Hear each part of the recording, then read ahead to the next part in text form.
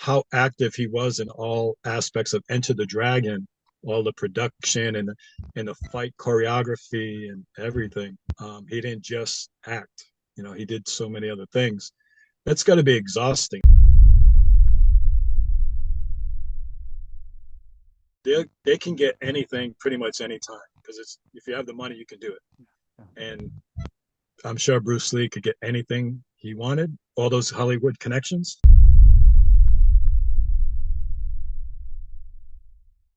A lot of people don't move the body, calm the mind, as they say. We don't exercise, we don't meditate, and we don't get out in nature as much as we probably should.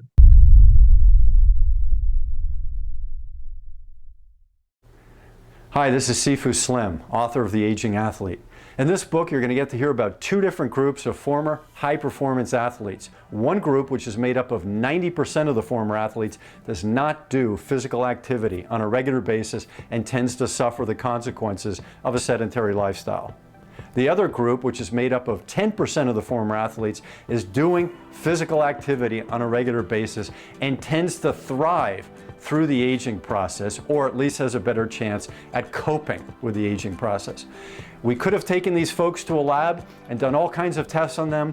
Instead, we slowed them down and sat them down and asked them, in their own words, to describe why they're wired the way they are, so that we all, former athletes and non-athletes, can use some of their inspirational and motivational and mindset lessons in our own lives.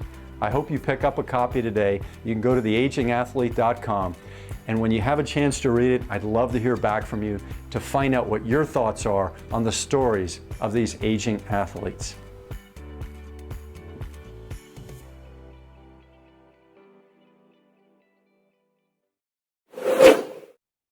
Hi, I'm Sifu Slim, and I've been interested in self-mastery, and I've used martial arts and hanging out with really cool coaches in athletics as mentors. And my name's Sifu, father, teacher, master in Chinese martial arts, Cantonese in this case, is about the pursuit of that self-mastery.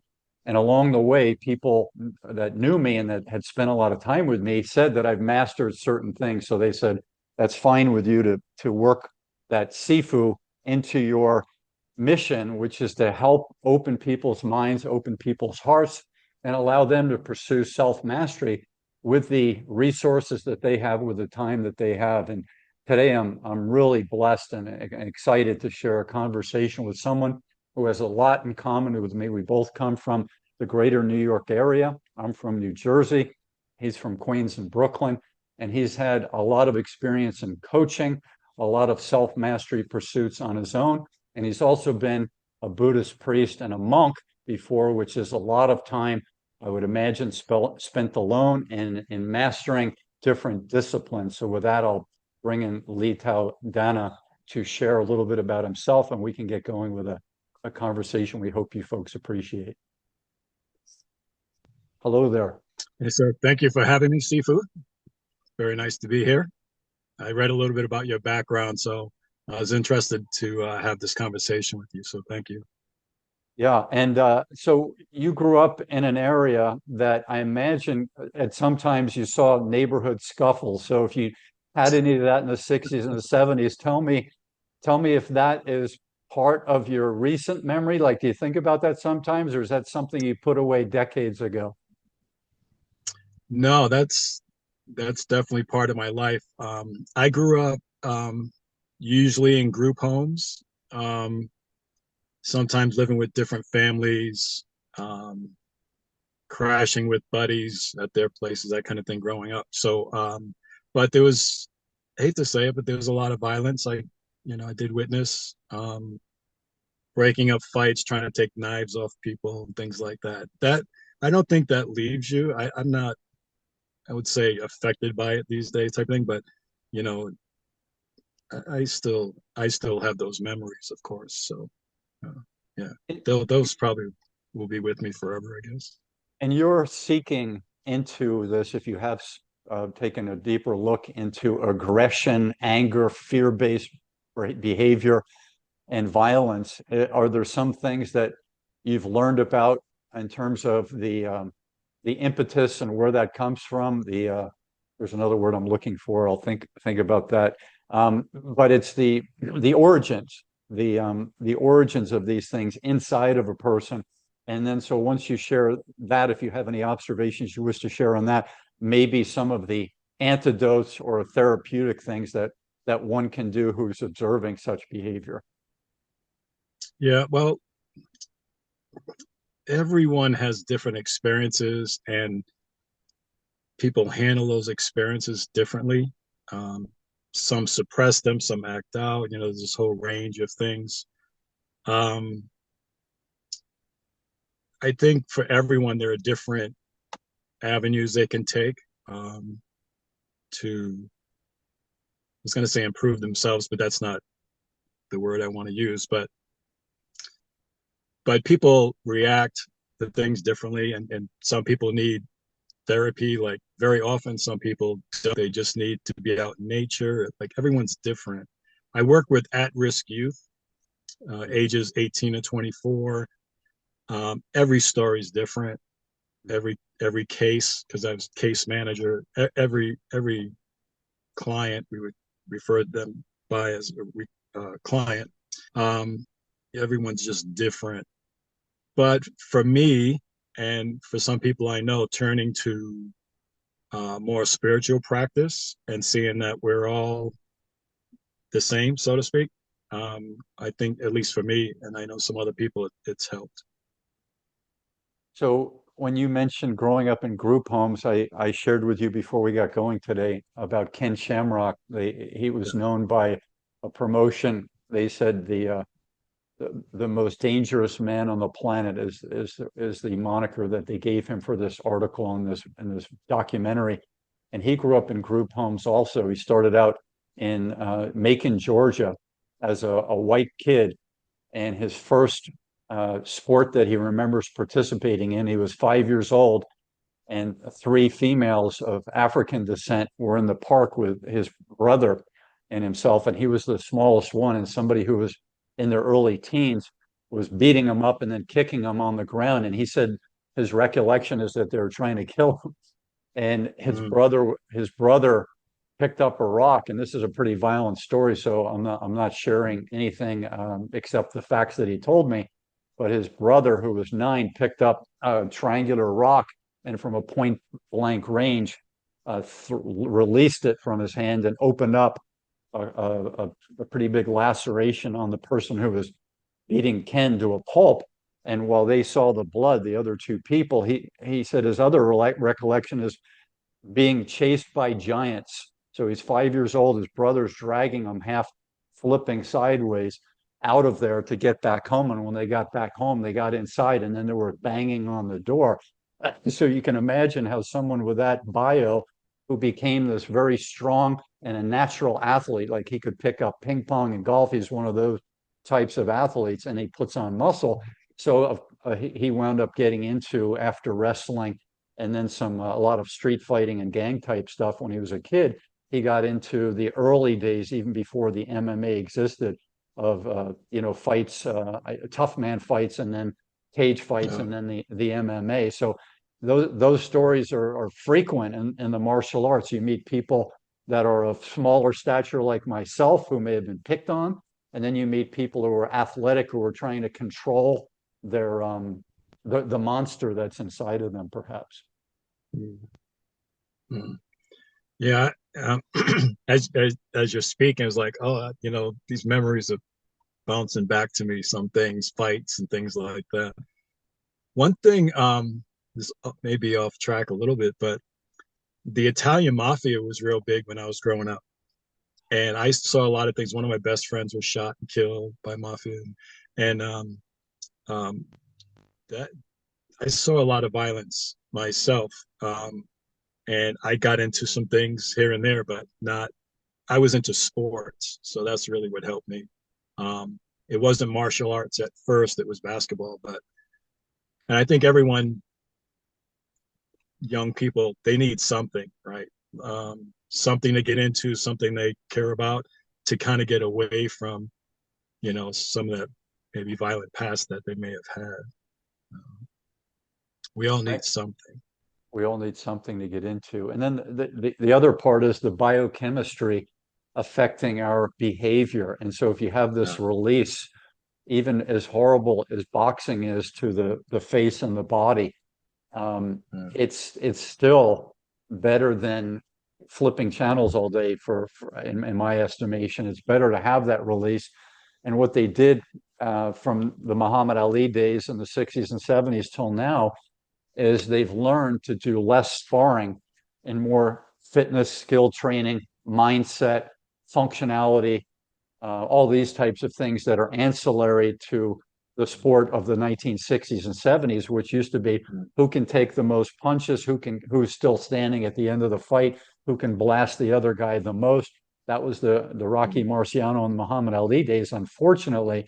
But now when you talk to people, it's more about preserving that athlete for the big competition, which is where they can win a medal, win a yeah, tournament, or make some money. And Money Mayweather, Floyd Mayweather, has been very popular because he's gone years before he's had the right fight to make a 50 million or 80 million dollar payday, and he's rewritten the textbook that Muhammad Ali started with the big money paydays, but getting abused and taking fights that you shouldn't have taken when you're out of shape or too old, those types of things. Do you have anything you wish to share on that idea?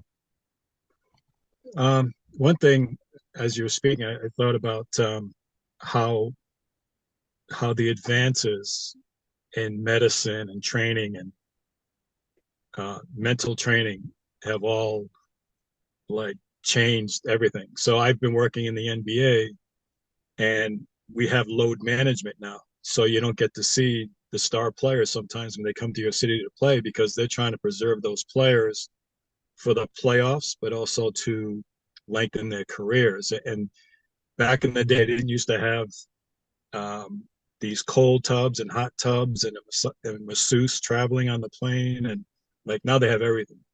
I think Floyd Merriweather, his father, probably he took a lot from his father. Sure, he showed him a lot, but I think he brought it into kind of like the new age business wise as well. He just kind of everything from the training, mental training, obviously business, all that. He put that all together to be where he is today. Yeah. So He became his own promoter, um, and setting his own contracts.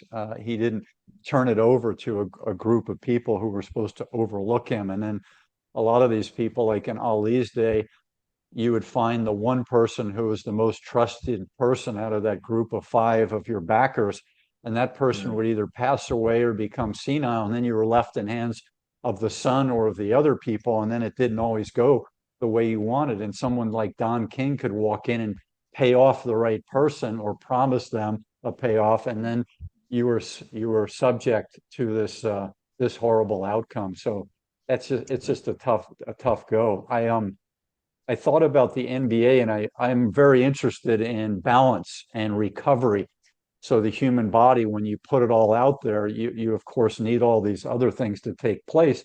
It's just like a hunter going on a hunt. If the hunter is unsuccessful on that hunt, they have to recover and get some sustenance before they can go hunt again. And one of the reasons I think that our testosterone increases when we're fasting is because it was an evolutionary result of not catching an animal. And now you need to have more musculature and fitness and speed to go out and have an opportunity number two and number three. Of course, if you keep missing on that hunt, you're going to run out of sustenance and fat to produce what you need to. But that's, in my estimation, where the higher testosterone and human growth hormone that comes from this intermittent fasting and long-term fasting comes from. Have you done fasting, and if you did, what age did you start fasting? I have done it a little bit. When I say a little bit, I tried a couple different times for like weeks at a time. And the first time was in about 2015. I was in Germany, and I was doing volunteer work, and I was staying in a house where it was a vegan house, I'll say.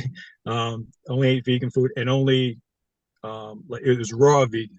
It was raw vegan, and then from there it was fasting, just drinking water some days only.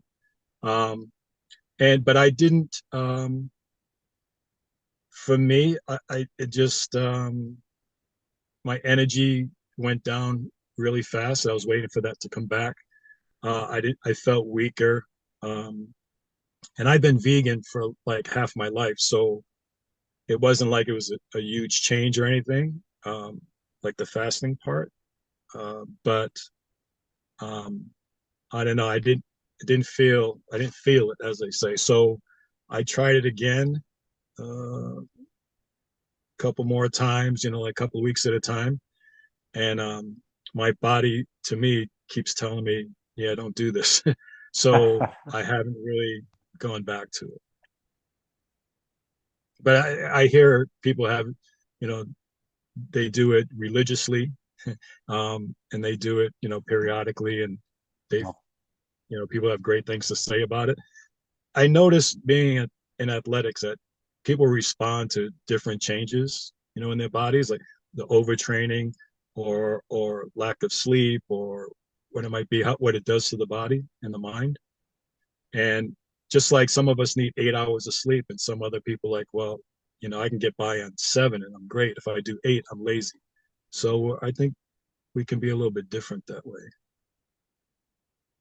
another thing I wanted to mention to you about the fatigue and the recovery was a video I watched about Kevin Durant, who's Uh, 6'10", I believe, and uh, not a big muscular person. no, he's Doesn't not. he's not he and so I would guess that his aerobic capacity as a in his 20s was good enough to play college and professional sports and train most of the year. Would you agree with that so far? Well, he's one of the greats. And if you look at his body, with his shirt off, he doesn't look like a professional athlete. I think he's just he's kind of like a special athlete in that way. Um, can't really put him up there with a lot of other people because he's been so great, and physically he doesn't, as a specimen you look, it's like this is not a professional basketball player. So How he about must be taking care of his body though. And you mentioned recovery a couple of different times. That's huge in the NBA. That's like the word these days.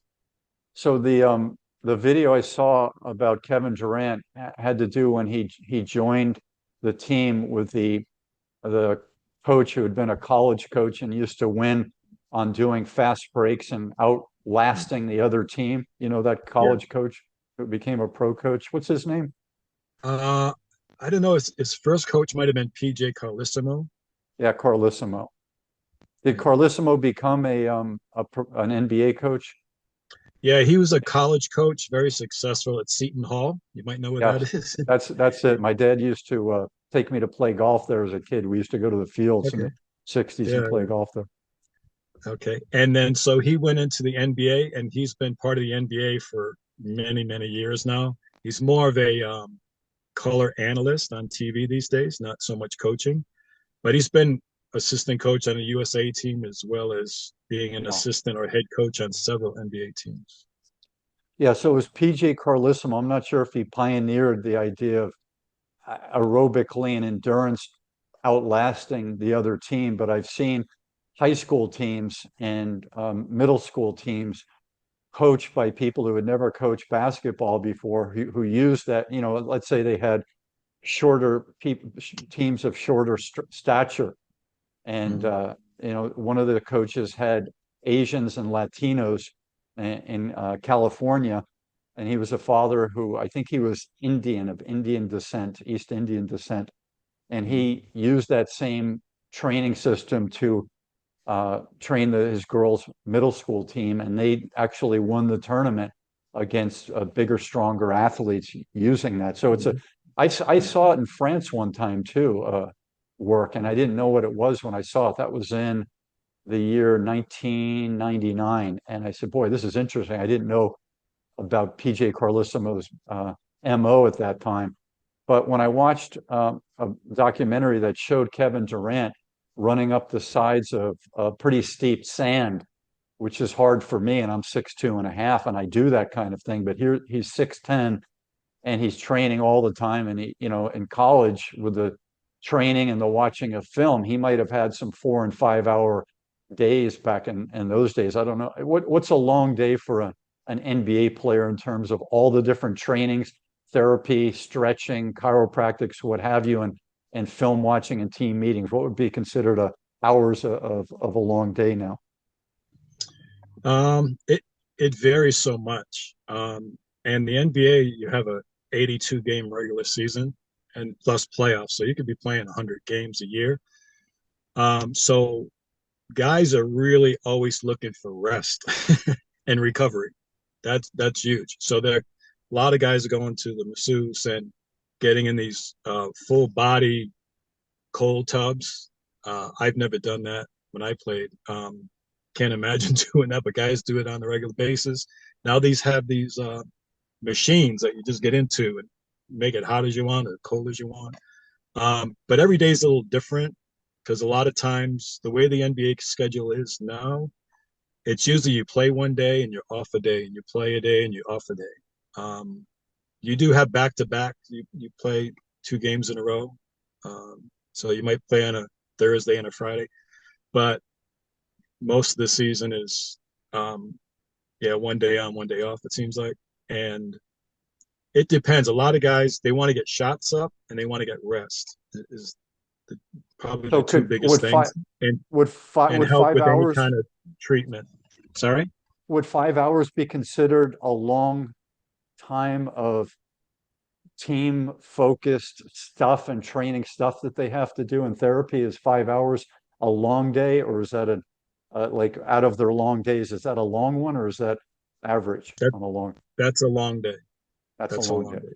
So you might come in, say, like in the morning, you do a shoot around. It's not intense at all. You're just shooting, getting shots up. You might be working with a trainer, a shooting coach. Um, you might have a practice, go through what you need to do against the next team the next day, whatever it is. And then you get some kind of treatment. If you have a sore ankle or whatever, get treatment. Um, and guys want to usually eat and rest and and prepare for the next game. But 5 hours, not anymore. Back in the day, yeah, all day. And matter of fact, I've coached professionally in a few different countries, and in Mexico, for instance, we would practice in the morning, shoot in the afternoon, and then come back for another practice in the evenings quite a bit. NBA would laugh at me if I tried to do that. But that the So organization wanted to do that. So that's why we did it. But NBA 5 hours would be a long, very long day. so what country again were you in doing that? I mentioned Mexico. I've coached mostly in Asian countries, um, but Mexico, yeah, we did that. And in Japan, they take training very seriously. So you do twice a day, but that's probably a 5 6 hour day. So when you talk about the NBA and the recovery and the rest and the not playing the key players at times, Mm. which you called what did you call that? Load management. Load Um, management. what year, if you can remember, did you see the changes towards that wellness balance, load management, and not just maybe what could be considered excessive training and excessive days of being on, as in turned on Yeah, versus turned turned down? yeah. Load management really has only been the last 3 4 years or so. It hasn't really been that long, but it really like just hit. So like, but back maybe 10 years ago, maybe even more, the San Antonio Spurs, they have a coach, Greg Popovich. He's still there. He's been there for like 20 years. He started resting players. And when the commissioner of the NBA found out, he's like, we're going to fine you. So the first time was a $250,000 fine. You can't do this. You have to play your stars. You can't just rest them. So teams were getting fined, but Popovich still continued to do it. these days everyone does it. Everyone rests players at some point during the season. No one plays. I should say no one. I think there are only two players that played 82 games last year, something like that. So no one really plays every game the whole season. It's really about is getting more balance and again recovery. Yeah. So My in my books on athletes, in the first one I sent you the press release to the aging athlete. yeah, And then the second one on athletes is called Raising a Child Athlete, question mark, things you need to know, which I haven't okay, released yet. I'm still waiting to put together some sort of a marketing campaign and a media appearance. I don't just want to put it up on Amazon and go, hey, everybody, I exist with the other 20 million people out there.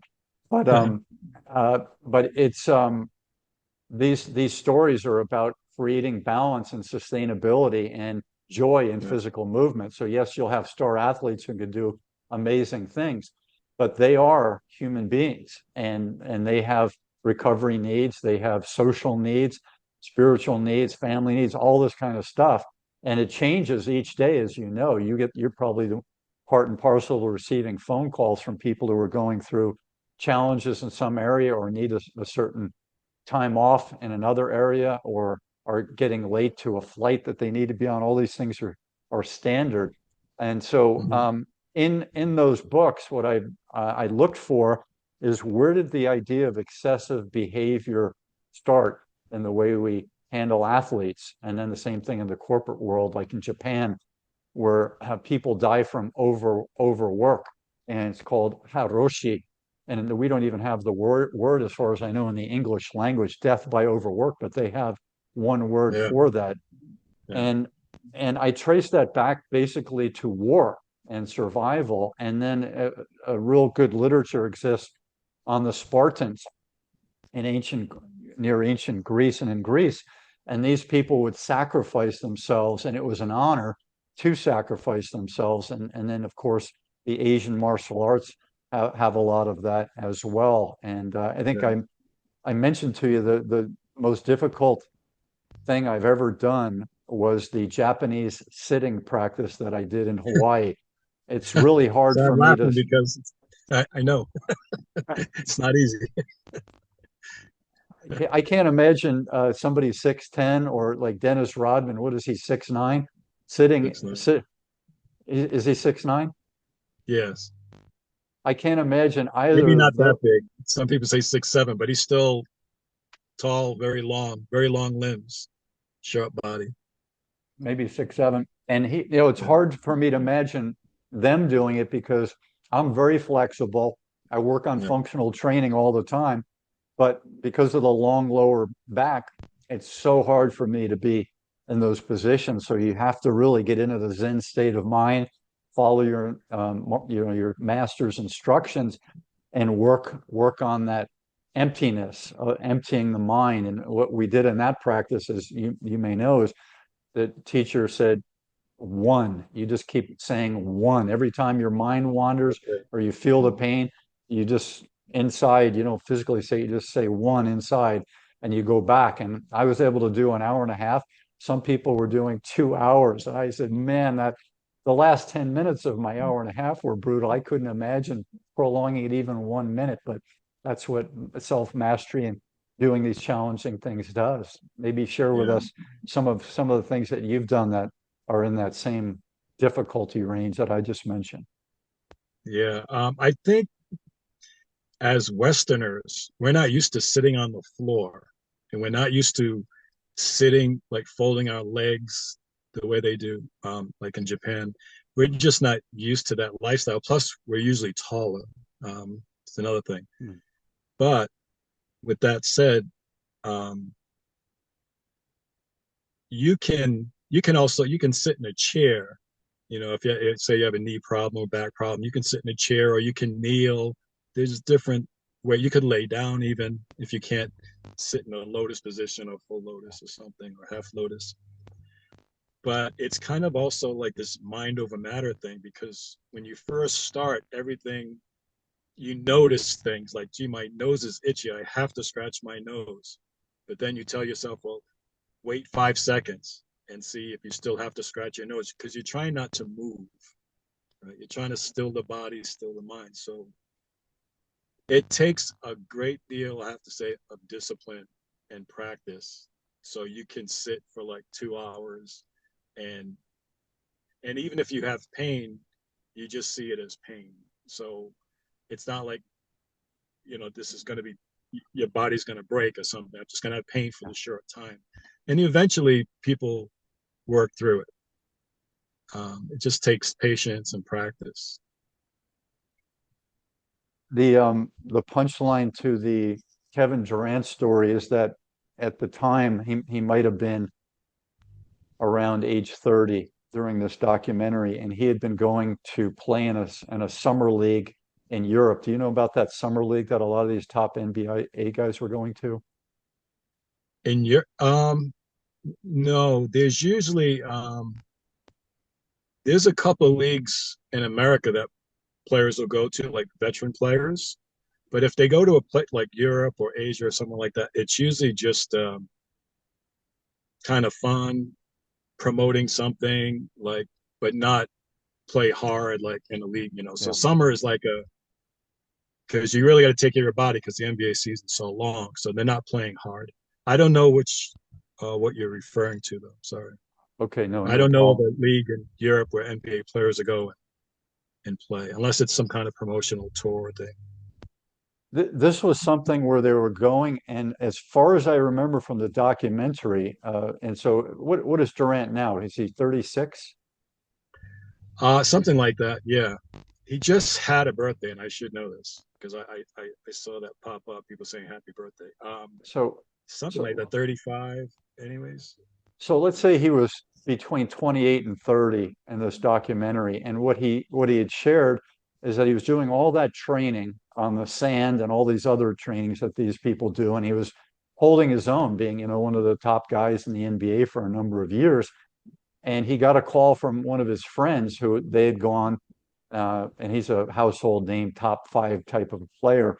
And he said, "Hey, are your bags packed? Are you going to come and join us in this league? And we're going to work on our game in advance, et cetera, et cetera." They apparently from this documentary, this was something that they were going at it pretty well. I don't know if they were running as fast, but they were definitely competing. And Kevin said to him, he said, "I can't go this time." He said, "I just can't go." And his friend said, "Why? Why can't you go?" And he said, "I'm just tired. I'm just tired." And this is someone Mm, late 20s, like 30, somewhere right in there. And yeah. what I thought about what he said there is I felt this, and most of us have. It's like fatigue on a neurological level and a cellular level. It's where your cells can't recuperate in 4 days. It's like this whole thing that the cells will share with your neurology when you're ready again and when you feel it. And when you don't Mm, feel it, they're going to tell you that. And some people think that something's wrong with them, but it's really just the natural progression of this high performance, like the hunters in ancient years and the Spartans, going across miles carrying stuff and fighting battles and having to hunt along the way to provide sustenance. It's something along those lines that I think deserves more exposure. I'm sure there's lots of anthropological studies and neuroevolutionary studies, evolutionary biology studies on what Kevin Durant was talking about. And maybe you can share with me if you've had athletes share with you and share with the trainers that they're just dead tired and they're not recovering from it. yeah, and that I think that's where like load management has come in these days, and different scientists in all different areas coming to coming to athletes and saying, well, the reason why you're tired is because well, they can tell you exactly like what's happening with your body. They can tell you why it's happening with your body. Like the advances in technology for athletes is really amazing. And they're the mind body connection. I like to talk about that quite a bit. There have been athletes that have pushed through these things, like, and a lot of stories, whether you watch the Olympics or any sport or whatever, how athletes have pushed through where you think, oh, they're totally exhausted, but then somehow, some way they were able to push through, you know. Um, but I don't have specific examples, but I'll tell you this. In 2001, NBA teams had one trainer. So they would tape your ankles. If you get injury, they help you out. Now there's a full staff of these people. And they even had, for a long time, I forget the gentleman's name, but there was a head Catholic priest, and it was a group of Catholic priests who would talk to athletes, NBA players, like in most all the teams. They don't have that now. I'm not sure why, but so this over the last, I'd say, like, yeah, since 2001, so much has changed. We know so much more about the body. Um, it is pretty amazing, and that's why again, I keep coming back to load management. It's like we know the stress is on the body at some point. It's like your body's something's going to break, something's going to give. Um, and these trainers and doctors, they know, and they know, okay, it's time to shut down for a few days. He's Kevin Durant's 34, born in 88 in Washington, D.C. 30. 6'10", 240 is what they list here on his Wikipedia page. Yeah. So I'm going to have to find that documentary again. And, I love reading the comments below, because if you get some that are point of view that are, fans, and then you get some people who are really informed, and that will leave you a link to an article or a study, or have specific knowledge. Like, my father was the trainer of this team, and they share the specific knowledge. So that's one of the things that the comments are very helpful. I hope at some point YouTube has a way to take the comments that get the most likes and put them in a separate format, so we don't have to read through 200 or 500 to find 15 that are like very astute comments. Not just someone's opinion, but someone is like, hey, this is the empirical evidence that we have that we can show you. Like, yeah. The idea of outdoor living is something that I've really been interested. I grew up starting out in the suburbs of New York, in a nice town in New Jersey, and then we moved out to the country when I was 10. And was I bored out there? And not one bit. I had all the animals you could have that were in the wildlife in the woods, and then we had a farm, so we had different farm animals. So I was not bored. And then I had neighbors not too far away, and they would come over and we'd play all the sports that I played in the suburbs. So I think the natural setting was something that was really pivotal in my human development. And whenever I can, which is daily, sometimes twice a day, I get out in nature for extended periods of time. And then, as much as I can, grounded to the earth with my bare feet. So I'm getting that electron transfer from the ground to my body, my neurology, et cetera. My entire system gets grounded to the earth. So tell me if you've done walks on your own to gather yourself, and or have you advised athletes and people who've been in your care to get out into nature in some fashion? Yeah, most definitely. I'm in a park right now in Reno, Nevada. I'm in a car because we're doing this, but when this is over, I'll be out in nature. I won't be barefoot because it's snowing a little bit. It's cold, but um, I think for like professional athletes, especially, in order to turn your brain off a little bit, get a little bit of rest, I think nature is the place to go. It's very hard though for like NBA athletes because all the teams are in major cities. Like the smallest city would be like San Antonio's a small market, or Portland, Indiana. Like those are some of the small markets, but most of these guys, they're still in large cities. It's hard to get out in nature. Their schedule is so that they're traveling so much, and they're trying to get rest that it's hard. But I think it's very important for people to get out in nature, kind of turn your brain off from, my bills, my car, my job, my family, all that, and get out alone. I know of a Zen priest in Olympia, Washington. He hasn't worn anything on his feet since before 2010. I don't know exactly, and it gets quite cold in Washington. They get a little bit of snow, but he's never worn shoes as long as I've known him. And that's part of his practice. He wants to be more connected to the earth.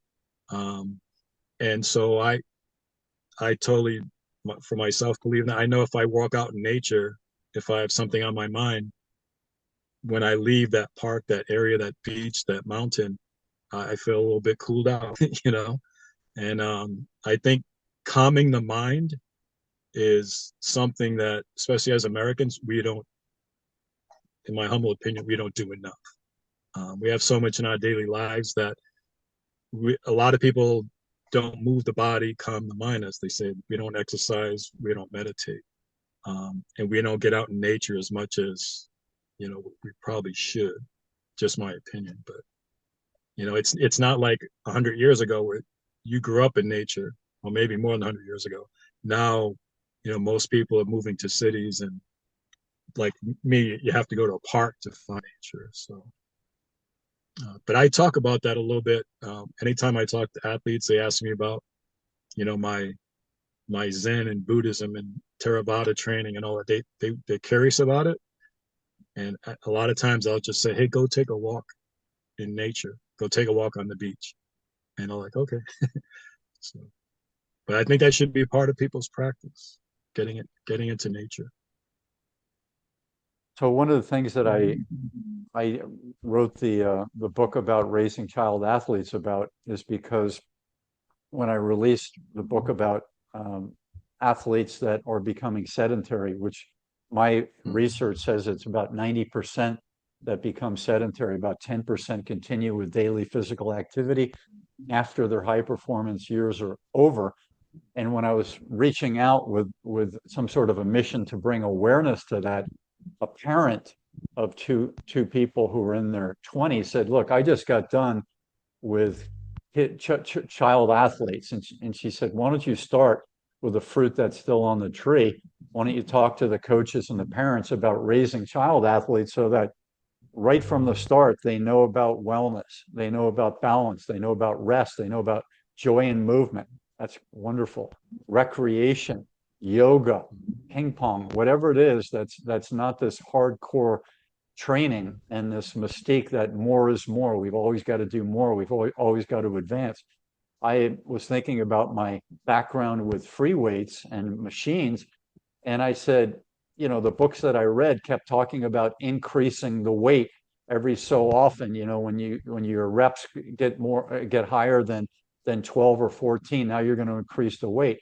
Well, at some point, you're going to reach an amount of weight that's a sustainable amount of weight for your time schedule and your aging body. So if you're going to go from age 25 to 32, you're not going to keep increasing the weight and keep pushing those limits. So there's no reason to do that. So my first website back in 2008 was maintenanceworkout.com. And I thought that the whole idea of this transformational fitness, getting ripped quick, and weight loss fitness, it was oversold because what happens once you get into shape? Are you still going to be doing this high intensity workout that you use to lose pounds and get these ripped abs as you're aging? It doesn't make any sense. But the market, in my opinion, is still oversold in that direction. So maybe you can share with me about this idea of athletes stepping out into becoming super parents or couch potatoes or hard workers in their new business and not taking care of themselves. So that's one thing I'd love to hear your point of view on. And then the idea of maintenance on the physical side. Yeah, I the word kept popping in my mind about balance. In Buddhism, they say the middle way, right? So as far as things like weightlifting and intense training and stuff, you can't continue to engage in intensive training without something happening. Like your body, something's going to happen. Your body's going to say that's enough. And I think everyone's a little different, but I think we all need to find that balance and talk about mind, body, but also like say just physically, you have to find a balance. I like to lift weights, and I know when I get to a certain point, like I kind of know where my balance is because I've been doing it for a long time. It's like, okay, I kind of feel like I know where I need to be.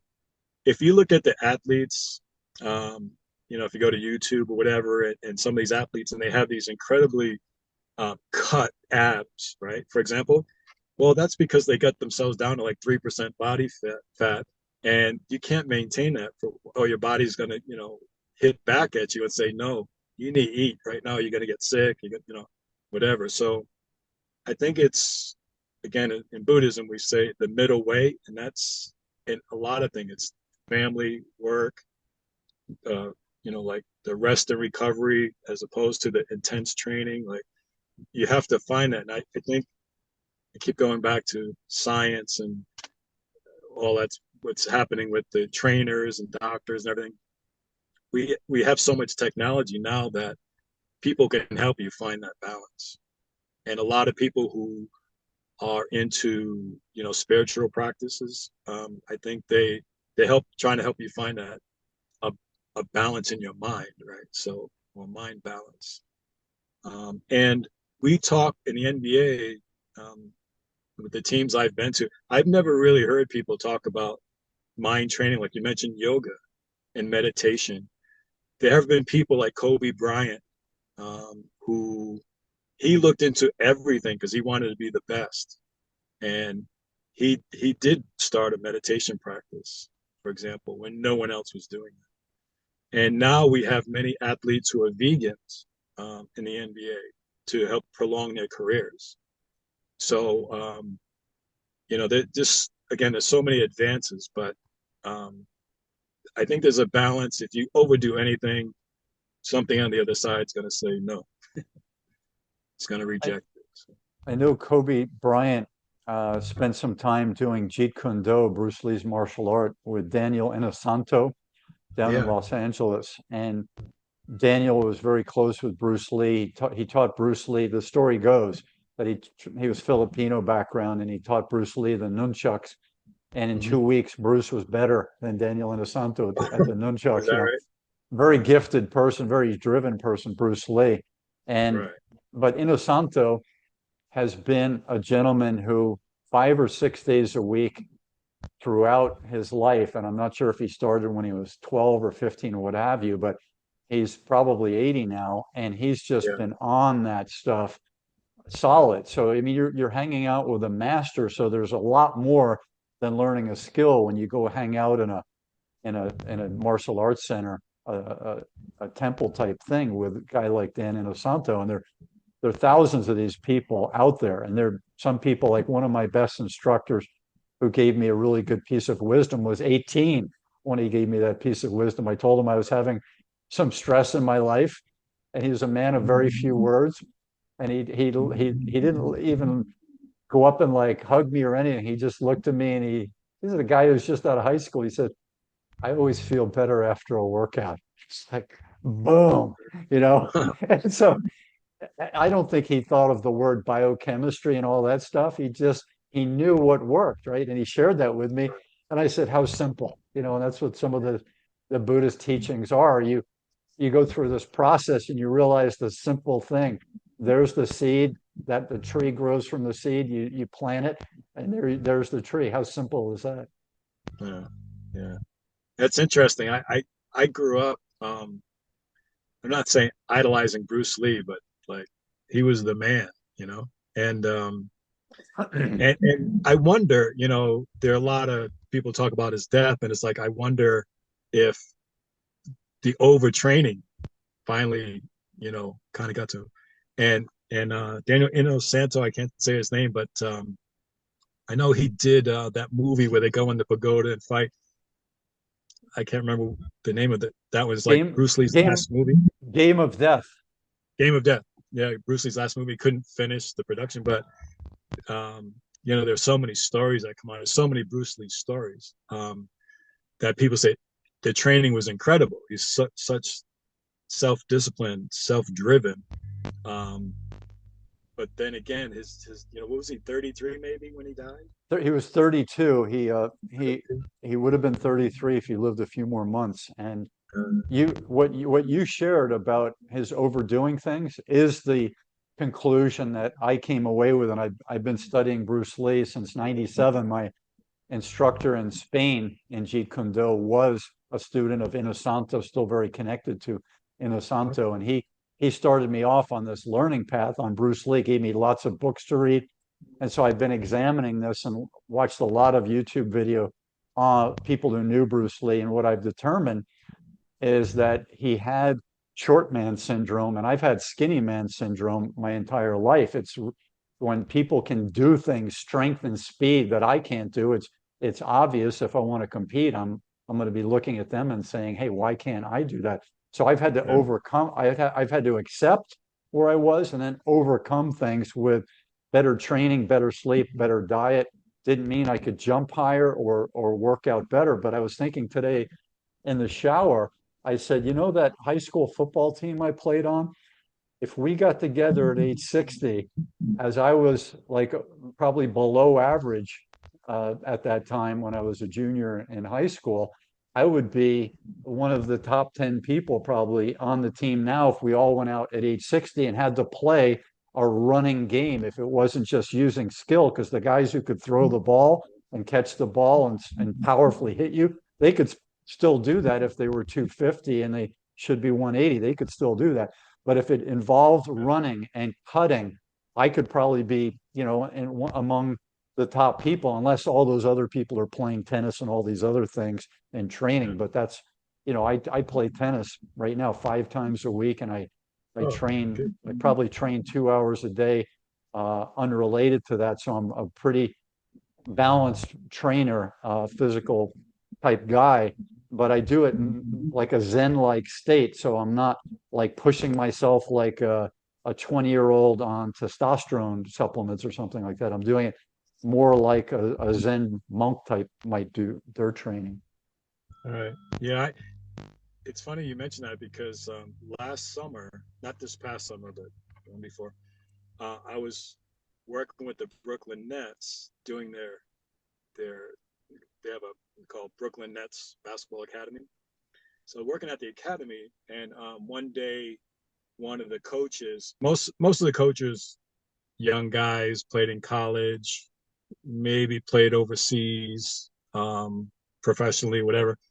And they said, hey, um, they said, coach, everyone's coach. Coach, you want to play? Asking me, and I was like, yeah, I'll play a little bit, and I like to shoot, so I'll go out whenever I can. I like to shoot in parks. Again, being in nature, right? I like to shoot alone, and I can make like few hundred, 1,000, like free throws in a row just from over the years practicing. So when I decided to play, I was like, well, I can shoot it, but I don't know where my cardio is, all that stuff, even though I work out and everything. But after the first 5 minutes, and I'm playing with all these people like half my age, and I was like, oh, I can run with these guys. And but I consciously I was like, all and everyone's there's like a couple hundred people watching, right? So and I'm thinking, well, on one hand, I don't want to take the shots and I don't want to show off. And I do fancy stuff because I grew up like New York area, you like to do fancy stuff. Earl the Pearl But Monroe. yeah, yeah. Like you can't just dribble the ball straight. You got to go between your legs, behind the back, behind the neck, all that stuff. And but that just comes naturally to me. So I did passing wise because it's natural for me to throw these fancy passes. So I did that. But then I thought I wonder how long I can play. And so we played a game and I'm okay, but I'm just taking it easy. We're not going that hard. Then we played another game, another game. We played like 4, possibly 5 games, and I was fine. And I saw these young people that were, we say, sucking wind, as we say, and I was good. Like, and I was like, oh, okay. And I, it is your physical health. A lot of times you can attribute it to, your DNA, your parents and great parents, like, all this that was passed down to you. But then the other is like how you live, your lifestyle, right? So I felt good in the sense that, oh, I can still at least play and get up and down the floor and play without like I said, like sucking wind or whatever. Um, and I think, and the reason I bring that up too is like every once in a while, I think people should kind of test themselves to see where they are. Um, and physically and mentally, usually people don't have any idea where they are mentally. But as far as physically, like we can test that and it doesn't take much to do that. So I always recommend people like, hey, push yourself a little bit. Let's see where you are. We do that with players when they first come in the gym. Well, I do. First day or two, it's like go out and play and don't stop playing. I just want to observe, but I also want to see like how their attitude is, how their conditioning is, the skill, everything. But after a while, when they get tired, that's when you see where their mind comes into play. Like, how do they handle it? Any kind of adversity, like they're tired, slight injury, like finger, blah blah. I could go on and on a little bit about that. Stop myself a little bit, So but it's good to that's know where you are, and I yeah. think healthy living, it should be a lifelong endeavor, right? Like you said, most athletes after they retire, they won't pick up a ball, they won't pick up a weight, they won't walk. They don't do most athletes. I say 90. What are your thoughts on the causes of that abnormality or that preponderance to stop moving when they leave high performance athletics? I think it's really easy to fall into a comfortable lifestyle after guys are done playing. Like the most they'll do it, like if guys golf, they'll do that, but even that's, it's good. But if you're not doing it like, 5 days a week, 4 days a week or something, you might not get much out of it. I think it's just guys get comfortable. Women too, they just get comfortable. And I'll tell you, when I was coaching in Thailand, they used to have Thailand Super League until the COVID hit. Now they're trying to come back, but they stopped for a while. But if you look at Thai women, everyone says like some of the most beautiful women in the world, and naturally, like seem to be in shape because they're slimmer, but there's also people talking about the falling off the cliff syndrome, where a lot of people in Thailand, after about 33, 34, you see their bodies change. Like people will show you a picture when they were like 30. Now they're 34. It's like, wow, like you went downhill. Sorry. Mm, But, they really changed because their diet isn't really the best and they don't exercise. They're very active up until 30ish, and then they're working on their families, but they don't exercise, and you really see it. And it's that getting close to 35, it's very evident. So, um, and I think in America, it's easy to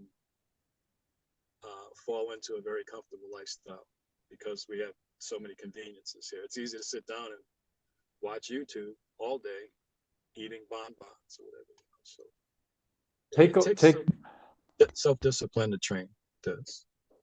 take a look at the article that's on the bottom of my email that I wrote, and it's called the Total Minutes Theory of Fitness and something else. I can't remember the total title, but Okay. somebody who's a sports psychologist in Pennsylvania, he told me that this, and I mentioned him in the article, this famous college wrestling coach came up with this, or at least mentioned it at a conference like 15, 20 years ago.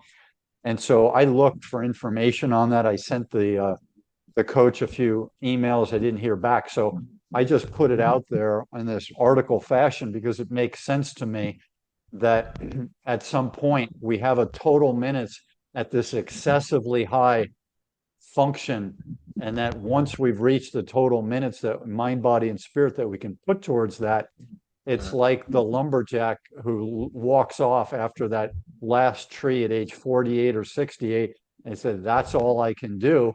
And then they take up residence in a chair or a rocking chair in the old days in the 1800s, and they smoke a pipe, and they can butcher a pheasant, but they can't go out and chop trees down anymore. They just reach that mind, body, and spirit point of a limit. yeah, yeah. I think I remember volunteering in Hawaii. You mentioned been to Hawaii on the Big Island where they have this triathlon, and I saw these athletes that were in their 80s, and I was thinking like, there's no way she can do all this because at the end of the swimming and the bicycling, you still have to run a full marathon. It's like there's no way these old people can do this, I'm thinking, Yeah. right? And I I volunteered at the beginning. I was like, watching the bicycles at the beginning.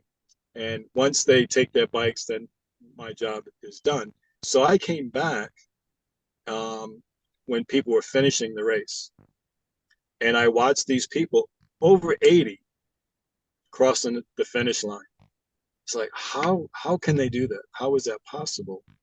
Um, but again, it's obviously it's genetics that you can continue, but also the training, the self-discipline, that they're telling themselves, hey, I might be 80 plus, but I'm not going to sit home and watch TV all day. So I tried to talk with some of these people. I was fascinated.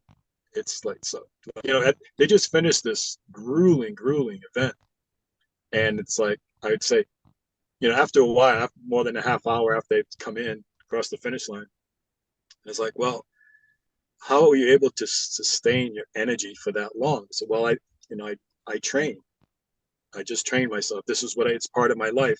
I also have, you know, several grandkids or great grandkids, even some cases, but you have to kind of get up off the couch, you know, um, and there's so much information out there, and if you don't have um, certain disabilities where you're not allowed to do things, I understand that, but if you don't have any serious disabilities, um, I think you got to find that mind body balance, and we need to get out there and do things. So, In my book, one of the athletes who's featured in The Aging Athlete is his name is Charlie French, and he was 87 when I interviewed him, and he was in Sun Valley, Idaho, I believe, at the time. So we had a nice Skype conversation, and he was on a World War II vessel that took General MacArthur to the Philippines. So he's a real old timer, and he would be in his late 90s, I would guess now, if he's still alive. But he won in his age group Ironman Hawaii from the mid 80s through the time that I interviewed him. I think every year in his age group he won. And so he was an engineer, and so he had the mindset of how to map things out. So he had that was really good. And then the other thing he had is he had really good balance in his hips and in his shoulders. So he would, I don't have good balance. I was born with some genetic things that make me have to do all this special training to keep the alignment. His alignment is naturally really good, and he doesn't have a big body, and he doesn't put on muscle. I also have that situation too, but I'm completely different build. But he was able to train long duration training, keep advancing his skill set. He finally got into using weights when he was 84, and he said a personal trainer told him, he said, look, if you start doing this, you're old, but it'll improve your times. And he says, well, I'll give it a shot. And he said it improved his times by 15% from the previous year when he was a year younger. So he said, all right, I'm going to keep up the weight training. But when I talked to him about his kids were like strong athletes. Like his son was a surfer and a general contractor in Southern California. He surfed and skied. His daughter was another athlete, and they were bigger and stronger athletes than he was. And I said, how do those kids do against you in the endurance? He said, if it's a long endurance race, I can beat them. And his kids at the time were in their 50s. And so anything long in endurance with the cycling, running, and swimming, he could beat them. I said, how about the grandkids? He said, my grandkids they're in their 20s, and if it's long enough endurance, I can beat them. yeah, but there you go with having enough self-discipline out there and train even days where you're not 100%, but you can still do something. Yeah, for me, it's always been like kind of like four things: like train your body, still your mind, get the rest or the sleep that you need, whatever is required, and your diet, what you eat. And those four things, if you find that balance within those four things, then hopefully you can live a long and healthy life. I mean, any of us could get hit by a bus tomorrow. or contract the disease. Look what happened with COVID. Things come up, right? So, but for me, it's always been like those four things, find balance in that. If I haven't trained enough, I got to train more. If I haven't meditated enough, I need to meditate more. If I haven't eaten enough or I've eaten too much, and you got to find that. But it only comes through experience and training and reading everything and get your hands on also. So it's maybe your The books. Yeah, yeah, I'd love to hear your thoughts on my books. And I, for the book on raising a child athlete, if you want to take a look at it and see what you think, I would love to have a couple sentence testimonial for someone that has your very fascinating background. Um, I didn't tie together the Bruce Lee story. I got off into something else, but I mentioned that I think he had short man and skinny man syndrome, and he's at a time in America where he's training with a lot of big, strong martial artists. And I've interviewed a few of them, including Bob Wall, Okay. he just passed away this year. Oh, And did he? yeah, he Okay. just passed away within the last year. And he was a bigger guy, and Chuck Norris as well is a bigger, stronger guy. And he was Right. training with all these people, and he's getting hit. And one thing Bob Wall told me is that Bruce Lee, as good as he was and as strong and as good as he could take a punch, he wound up, even when he was 25, not wanting to spar with these guys because he didn't like to get hit, because his chest or his back is about that big. Chuck Yeah. Norris is probably about that big, and some of the athletes, are this big. And so there's just Right. physically less absorption material, and there's less padding for the ribs and the heart and the internal organs, and Right. getting whacked in the back of the head when you've got a thin neck. I certainly completely different. I'm down in Mexico, and the Mayan people don't have, a lot of them don't have any neck room to hit. They have an absence of neck, and I have like an extended neck, so a whack to my neck could disable me and knock me out. Whereas them, you're hitting a trapezius basically. Yeah. Right. Right. Yeah. Bruce But Lee was a small guy, no question. Was he he was, five when he something? passed away, he was 120 something? probably 136, 138 when he passed away. His good weight would have been like 145. Oh, He you was get that? he was 5'7" ish, and he was thin. He was an ectomorph like I am. But one of the things that I say about why he died is that he was so good in all these different areas of the film production. He was good at set design. He was good at acting.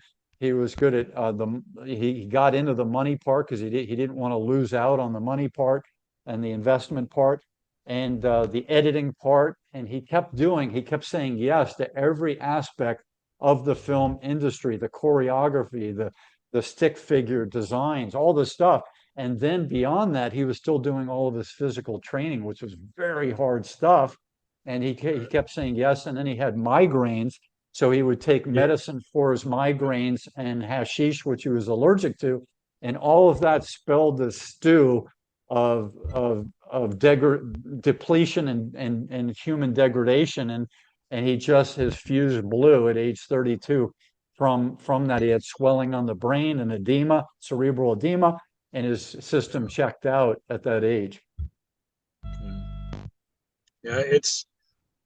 It's sad because everyone looks at his greatness, and I remember um, watching stories probably on YouTube or whatever, and talking about how active he was in all aspects of Enter the Dragon, all the production and the fight choreography and everything. He didn't just act, he did so many other things. That's got to be exhausting. I've done some acting and have done some movies, and you're on the set like 14 hours a day. And I had just small parts, but um, that's like for the people who are what doing what he did, it's like that's got to take a toll in some form, right? Somewhere it's going to take a toll.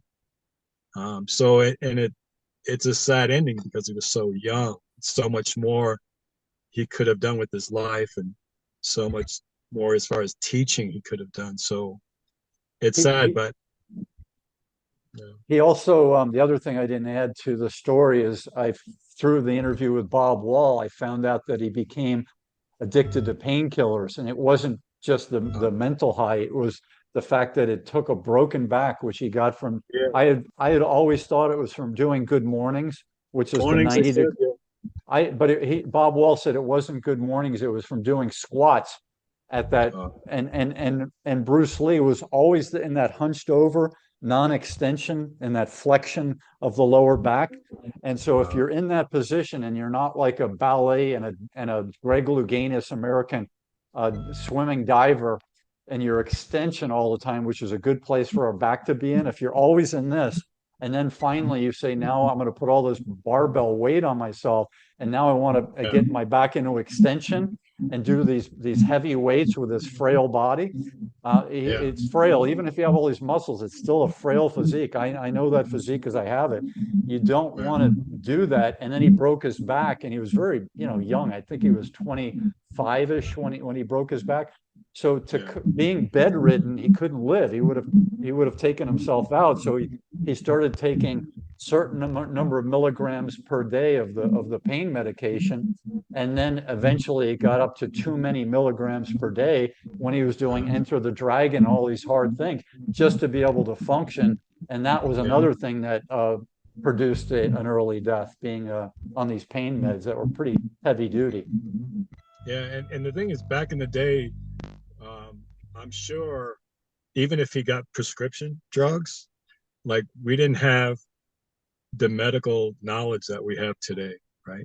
So he could have been popping whatever, and the doctor might have said, "Hey, take 10 of these." As well, if the doctor says take 10, maybe I can take 15. I mean, it's now again with the sports medicine, like I mentioned, just 20 years ago, um, NBA teams had one trainer. Now they have an entire staff. Um, and back then, I'm sure he was just doing so much on his own, you know, that you push it too far. Yeah, So, if you're in Hong Kong and you're connected, you can probably get all kinds of substances. sure, And sure, even on flights back then, they didn't check what medications you were bringing in and out of countries in the 70s and the 60s. So, and then you had all right, those Dr. Feelgoods and Hollywood, and he was connected to all the James Coburn and right, all these right, actors. And so he probably needed pain medication to get out of bed, but they would have probably had different types of, if he lived another 30, 40 years, he would have had stem cell, he would have had prolotherapy, other right, things that they could right. have tried on him, which they didn't have available to him in the early 70s. I think, yeah, you hit on a good point. I'm sure he had access to everything because in some of my work, I've been close to some professional athletes. I know they can get anything pretty much anytime because it's if you have the money, you can do it. And I'm sure Bruce Lee could get anything he wanted. All those Hollywood connections, excuse me, and so even Michael Jackson, which was many years after, that's kind of story where you can get a doctor to say, you know, I'll give you whatever you want, basically, right? So even if it's not off the street, a doctor you can find a doctor. So yeah, Is, again, it's too bad it's sad ending, but yeah. you know, Is there a way, Lee? I'm going to end it on this one. Is there a way for me to send something to a professional sports organization like the NBA to offer like seminars and breakout sessions on sustainability for athletes during their summertime, and then after they leave their high performance activities, to bring them up to speed on some of the research and the anecdotes and the science that I've uncovered in the last 15 years? I would try hitting up the trainers or the doctors. I've been a Zen priest for a while. I contacted people very high up in the NBA about um, teaching meditation to the players and to NBA staff. That's something I've been interested in doing for a while. It's very difficult because the NBA has like a million people trying to hit them up for this, that, and the other thing, like constantly. So a lot of the higher up people, um, players, but they won't really. A lot of times they won't get back to you. But people, I'm going to say on the lower rungs or whatever, which are not the famous people, are the trainers and the doctors. But if Google who's a trainer for say San Antonio Spurs or whatever, they might get back to you, and you just need one connect, right, to find your way. I kind of gave up on it a little bit. I should go back to it. But I contacted the second highest person in the NBA, and we have a mutual friend. And I thought, well, because it's all like, hate to say it, but who you know, and it hasn't worked for me yet, so I haven't been successful. But my idea now is try to get to instead of going so high up, try to get to like the trainers, because those are the people behind the scenes that know everything. They know everybody, but they're not the famous people that everyone's like, give me your autograph and let's take a selfie. And so they might be willing to like have a conversation, at least listen to your ideas. Got it. All right, I'll touch on that. And you currently aren't you don't have an initiative that you want to share or a website that you want to share currently? I never do. No, actually, right now it's like I practice, every my Chan Zen practice every day. I do my workouts. I'm looking for another. I've been working with the Utah Jazz for the last year and a half, but in different part-time roles, and I now have to, be realistic and say I need health benefits and full-time positions. So now I'm kind of job hunting. It might not be in NBA, it might be higher education or working with at-risk youth, but so I'm doing that now, and I don't have anything as far as books or videos, nothing. What? But if people are interested in contacting me, I think the easiest place is probably LinkedIn, just to see they can see my name, and I try to respond to get a lot of players is like, how can I get into professional basketball? I get a lot of that, of course. I try to give some advice, but if people are interested in things like mind training, mindfulness training, meditation, things like that, and I always try to do podcasts as much as possible. So, but I've had a long run of practice in Zen, and I kind of like to share my experience with that. But again, I think LinkedIn is fine. Just type in my name, and they want to contact me, try to get back to them. Thanks for sharing that. And I hope people do reach out through LinkedIn, and if they are people that have something that's job oriented and they connect with me through theagingathlete.com, I'll pass the email on to you. In my book, I had the occasion to interview Billy Mills, who for about the last 20 years, he could be considered the most famous living Native American. He won the 10,000 meters in I think it was the 1964 Olympics in Tokyo. Okay. And he was the first person from any of the Americas, North America or South America, to win that. He was the first Native American to win a gold. Yeah. And so he was fascinating. And he's this person who travels. I think at the time I interviewed him, which was right after the Ken Shamrock interview, I got these two really important people back to back. And I was up in Sacramento, and Billy Mills spent a few hours with me.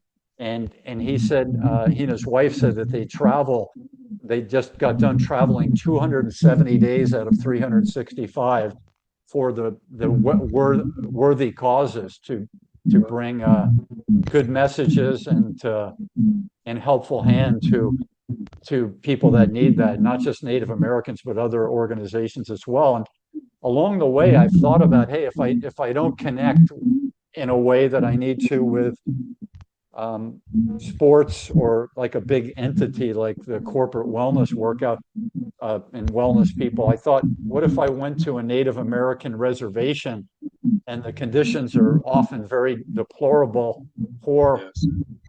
access to good food in terms of a supermarket that's healthful in orientation is very difficult. Oftentimes drug abuse, alcoholism, and high crime. I said, you can't get any tougher than that in the United States unless you're in the inner city.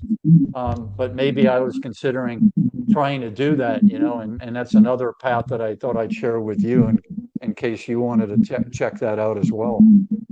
I would love to do that and go around. I've met so many fascinating people. I have so many, I think, interesting stories I'd like to share. But I was on a reservation a couple of days ago. I interviewed at a place. It's called Rite of Passage. They help teenage girls that are basically at risk, um, and they're out on a reservation. They're not all Native Americans, but I've been on a few different reservations, and a lot of people. I don't know if you've if they've been on reservations, but like you said, there's no supermarket there where you're going to go in and get the healthy organic food. Or not, they're not.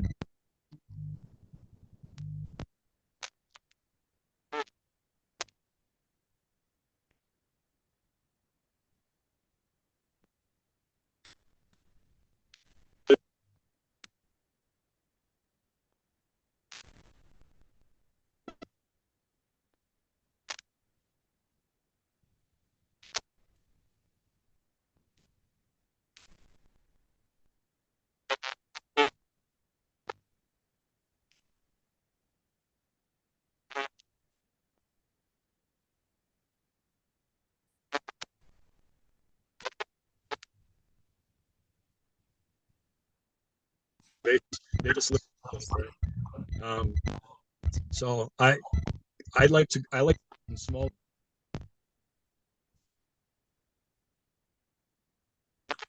And I've been talking.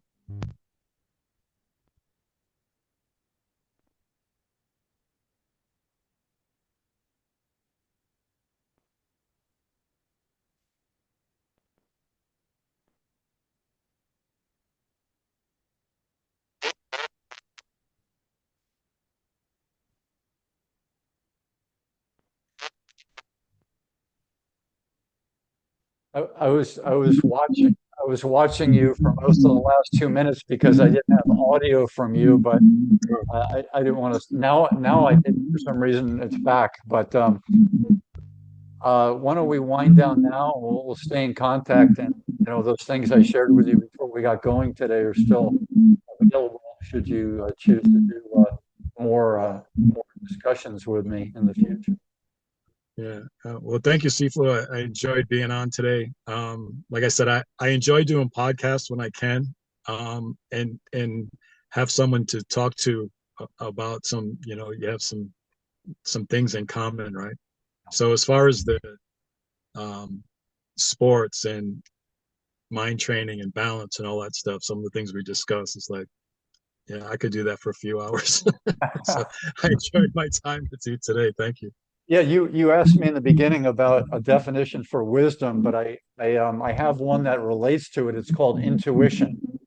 And so what I tell people about intuition, an interesting way to think about it, is it's knowing where to put your foot. So if you're on a trail or you're going across a river with some rocks, intuition is the sensation of mind, body, spirit, and nature where you know where to put your foot. And intuition can be used, know who to say yeah, hi to, know who to connect with, where to travel to, what your car needs, all these things, or what relationships would be good for you, what relationships need your help. So knowing where to put your foot in that direction is one way I think that is a nice way to think about intuition, and it leads into wisdom as well. Yeah, this closely related to I read something about wisdom, and it said knowing what to do, but knowing when to do it and not to do it. So if you know something, sometimes you want to share that information. Sometimes you just need to be quiet and not say anything. No.